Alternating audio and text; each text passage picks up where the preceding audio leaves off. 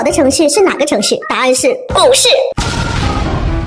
仇人打开我的股票 APP 也会心疼我吧？从未见过如此众多且健康的颜色。上证指数收盘跌3.63%，跌到3813点；深成指跌3.76%，创业板跌3.49%，全市场超2500只个股下跌，赚钱效应只有8.9%。打开账户10只股票里9只半是绿的，花蟹80亿斤舍不得买来吃，股市里一天亏2头牛。仇人看到我买的黄金跟有色，估计都释怀了。去年金价一路狂飙，多少人冲进去抢金条，以为能当传家宝。今天国内金价跌破1000，写文案时是950，不知道视频发布时又能跌到多少。好一出金价跳楼，还是连楼梯都没踩的那种，不敢想象你们又要上班又要炒股的，天天这么绿，这班还上得下去吗？不上班哪来的钱不脏？